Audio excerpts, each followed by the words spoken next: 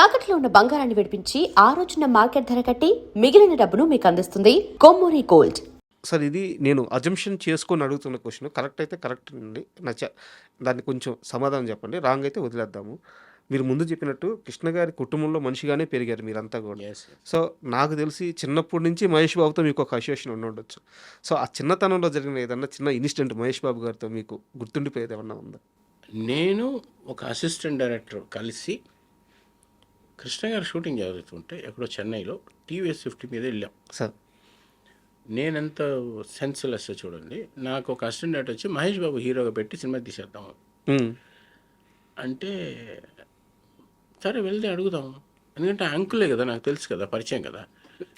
కృష్ణ గారి దగ్గరికి డైరెక్ట్గా టీవీఎస్ 50 వేసుకుని వెళ్ళిపోయాం. దానికి ఎవరు అసిస్టెంట్ డైరెక్టర్ పేరు కూడా గుర్తులేదు. ఇతను పెద్ద అసోసియేట్ డైరెక్టర్ ఇప్పుడు. తీసుకుని డైరెక్ట్గా వెళ్ళిపోయి ఎక్కడో 20 కిలోమీటర్స్ 25 కిలోమీటర్స్, అప్పట్లో 20 కిలోమీటర్స్ వెళ్ళడం అంటే పెద్ద మ్యాటర్. అవును అవును అవును. వెళ్ళిపోతే మా నాన్నగారు కూర్చున్నారు. సార్ ఇదేంటా నువ్వు వచ్చేవేంటి అన్నాడు. ఇంత దూరం వచ్చేవేంటి అంటే, లేదా నా ఫ్రెండ్ అసిస్టెంట్ డైరెక్టర్ అని చెప్పి వెళ్ళి ఎవరితో ఏంటి అంటే కృష్ణ గారితో మాట్లాడాలంటే, ఆయన ఏదో అనుకున్నారు. సరే వెళ్ళి మాట్లాడాను. ఏమైనా అట్లా వచ్చావు అన్నాడు. లేదు అంకుల్, మహేష్ బాబుతో హీరోగా పెట్టి సినిమా తీయాలని నా ఫ్రెండ్ వచ్చాడని. ఆయన చిన్నగా నవ్వి, చదువుకుంటున్నాడయ్యా, చిన్నపిల్లాడయ్యా. అదొక అంటే ఇట్స్ వెరీ క్యూట్ మూమెంట్స్. అంటే అమాయకత్వమా లేకపోతే తెలియనితనమా అనేది దానికి పేరు లేదు ఇంకా అలాంటి విషయాలన్నీ. So that was a nice memory in my mind. తర్వాత అదే మహేష్ బాబు గారితో మురారి చేయటం. అవునవును. అదే life, that is life. And ఇప్పుడు అదే మహేష్ బాబు గారు మీరు పనిచేసిన ఒక సినిమా చేసిన అద్భుతమైన సినిమా చేశారు రాజమౌళి గారితో, మర్యాద రామన్న. వారిద్దరూ కలిసి ఇప్పుడు ఒక పాన్ ఇండియాని షేక్ చేసే ఒక సినిమా రెడీ చేస్తున్నారు. సో ఆ కాంబినేషన్ ఎలా ఉండబోతుంది? డెఫినెట్గా నో డౌట్ ఎక్స్ట్రాడినరీగా ఉంటుంది. ఎందుకంటే it's a wonderful director. Sir మనం గర్వపడదగ్గ డెఫినెట్గా ఒక డైరెక్టర్ రాజమౌళి గారు. ఎందుకంటే నేను పర్సనల్గా ఆయనతో వర్క్ చేశాను, మర్యాద Ramanna. I'm really proud to worked with him యాక్చువల్గా. అండ్ డ్రాస్టిక్గా ఈ build his career like anything. ఒక మనిషి ప్యాషన్గా ఎలా ఉండాలనేది అతన్ని చూసి నేర్చుకోవాల్సిన సందర్భాలు. నేను జనరల్గా ఒప్పుకోను. నాకు కొంచెం మనం బాగా చేస్తాం కదా అన్నది స్టాంప్ పేరు ముందుగానే చాలా కష్టం అలాంటిది. సో రియల్గా మంచి director, is very good director. అలాగే passionate hero Mahesh Babu. Sir వాళ్ళ కాంబినేషన్ 100% మనం ఎక్స్పెక్ట్ చేయొచ్చు.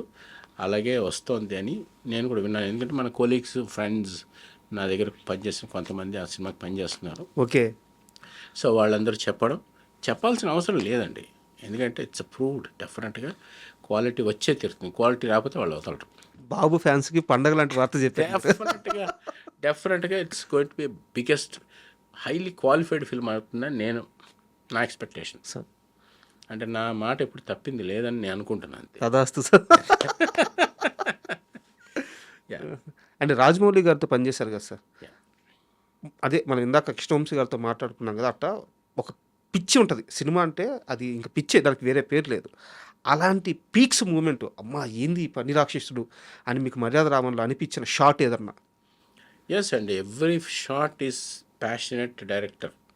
ఇంకా దాంట్లో నేను కొత్తగా చెప్పాల్సిన అవసరం లేదు. మీ ఎక్స్పీరియన్స్లో నేను చూశాను.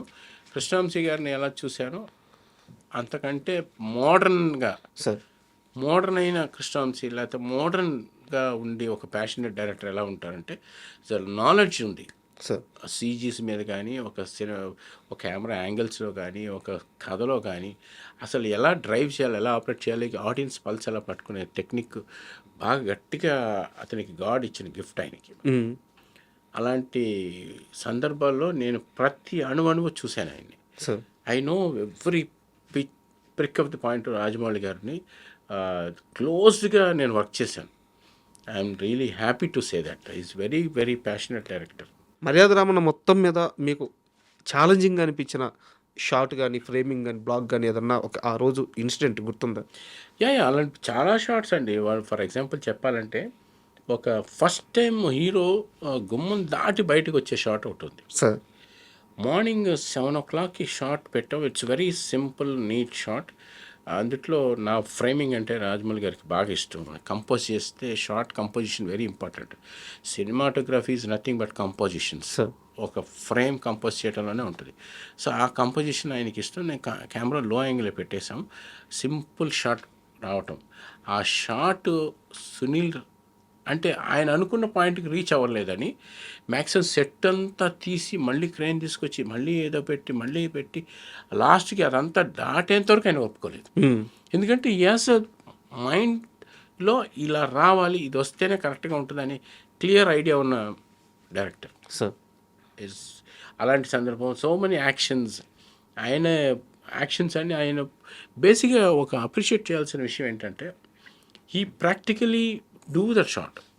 అందరూ ఏమనుకుంటారంటే యాక్టింగ్ ఇంట్రెస్ట్ యాక్టర్ చేయగలుగుతాడా లేదా మనం చేసి చూస్తే దాంట్లో కష్టం ఏంటో మనకి తెలుసు అనేది.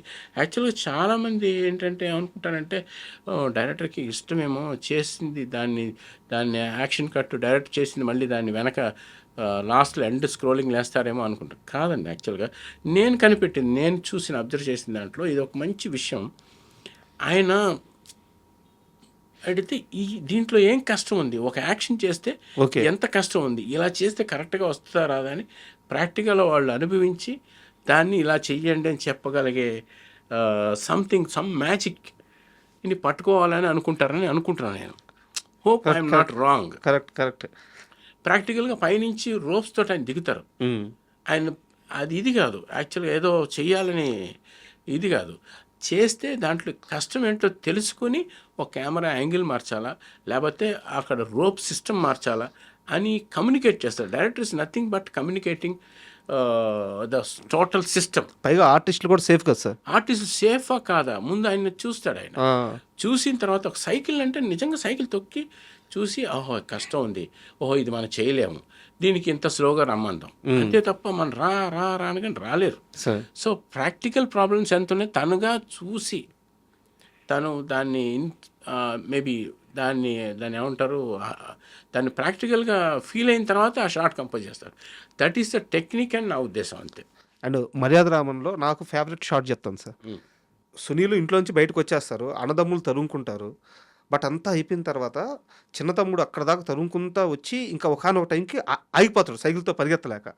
సప్పని ఆ బల్లసూరి సుమోలో ఎంటర్ అవుతాడు. అదిరిపోద్ది ఫ్రేమింగ్ కానీ షాట్ కానీ. ఆ షాట్ గురించి చెప్పండి సార్. యాక్చువల్గా అదే అండి, ఇప్పుడు స్క్రీన్ ప్లేలో ఉన్న మ్యాజిక్ అది యాక్చువల్గా. సో ఎమోషన్స్ని ఫాలో అయ్యి జనం ఒక ఫ్లోలో ఉండేటప్పుడు సడన్గా ఇంపాక్ట్ ఎలా ఇవ్వాలనేది ఇట్స్ డైరెక్టరల్ స్క్రీన్ ప్లే అది సార్. సో అది షార్ట్ సింపుల్ అయినా ఇంపాక్ట్, అవును, దాని సౌండ్ ఇంపాక్ట్ వలని కొన్ని క్రియేట్ అవుతుంటాయి. సో దాట్ ఈజ్ ఆల్సో కెమెరామెన్కి ఒక నేమ్ కల్పించేది. అది all because of directors screen play, ఆ షార్ట్ ఎడిటింగ్, కట్టింగ్ వీటి మీద ఆధారపడి ఉంటుంది మొత్తం. ఇట్స్ ఆల్ మ్యాజిక్ అండి. ఇట్ ఈస్ లైక్ మంచి అల్లిక అది sir. So film is nothing but direction sequence వచ్చి మ్యాజికల్గా వెళ్ళాలి, సింక్ అవ్వాలి. ది సినిమాటోగ్రఫీ ఆల్సో ప్రాపర్గా సింక్ అవ్వాలి, మ్యూజిక్ సింక్ అవ్వాలి.